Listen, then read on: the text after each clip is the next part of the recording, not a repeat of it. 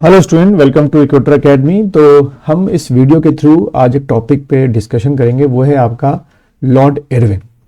Lord Irwin यानी कि हम बात करें, हम किसकी बात कर रहे हैं? आधुनिक भारत की हम लोग बात कर रहे हैं। ठीक है, ये जो आपका चैप्टर है वो आपका किससे है? आधुनिक भारत से लिया गया है।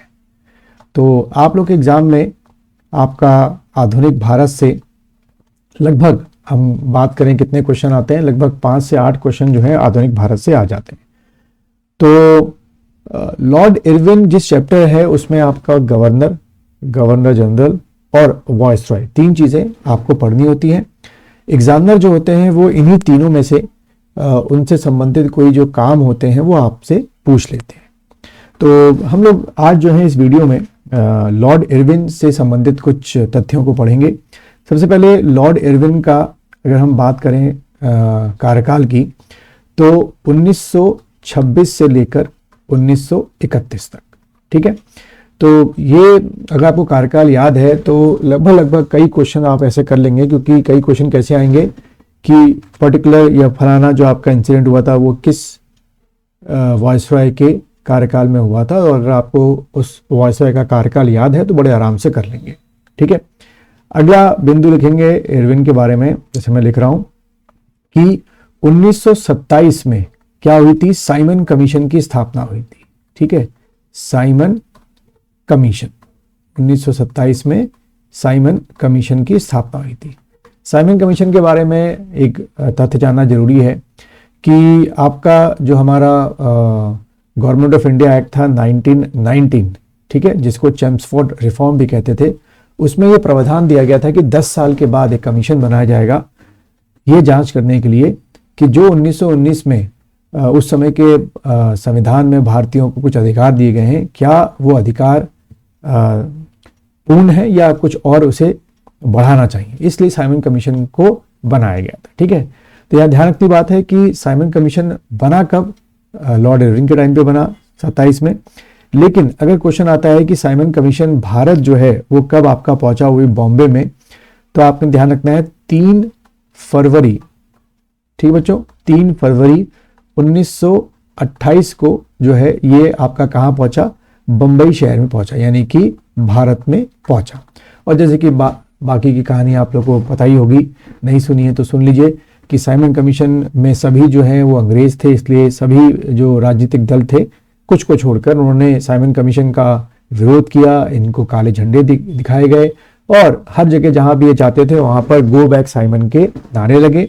और साइमन कमीशन का ही विरोध करते हुए लाला लाजपत राय जी की मृत्यु हो गई थी। ठीक है, लाला लाजपत, पूरा लिख लीजिएगा, लाला लाजपत राय की क्या हो गई? मृत्यु हो गई थी। ठीक है, तो ये क्वेश्चन इनसे संबंधित पूछा जा सकता है। उसके बाद 1926 में, ठीक है, 1926 में अंग्रेजों ने शाही कृषि आयोग की स्थापना की।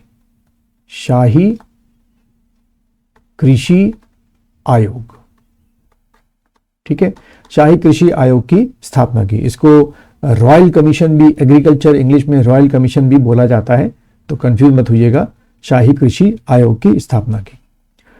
उसके बाद हम बात करें कि इन्हीं के कार्यकाल में, इरविन के कार्यकाल में नेहरू समिति या नेहरू रिपोर्ट देशवासियों के सामने आई थी, अंग्रेजों के सामने आई थी। तो इसको लिख लीजिए, नेहरू रिपोर्ट या नेहरू समिति।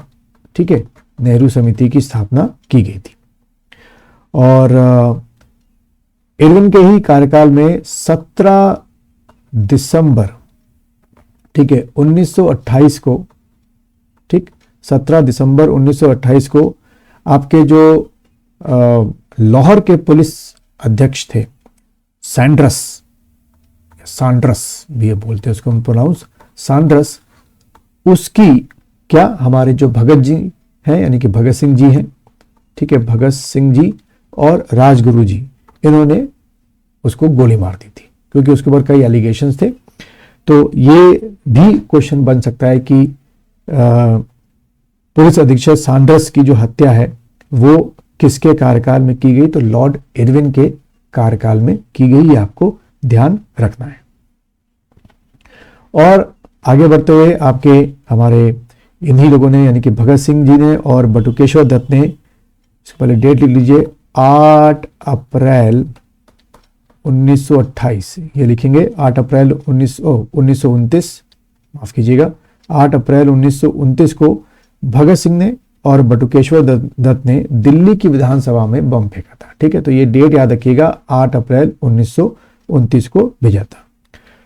उसके बाद लॉर्ड इरविन ने क्या भारत को स्टेटस दिया, दर्जा दिया, डोमिनियन स्टेटस का दर्जा दिया। तो लिख लीजिए भारत को डोमिनियन स्टेटस, डोमिनियन, ठीक है, डोमिनियन स्टेटस का जो है दर्जा जो है लॉर्ड इरविन ने दिया।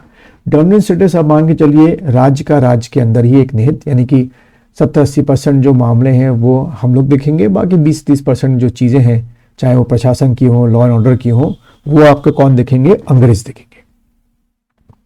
और फिर सबसे बड़ी चीज़ लिखिए 1929 को, ठीक है, कांग्रेस पार्टी ने अपने किसके, लाहौर, ठीक, लाहौर अधिवेशन में,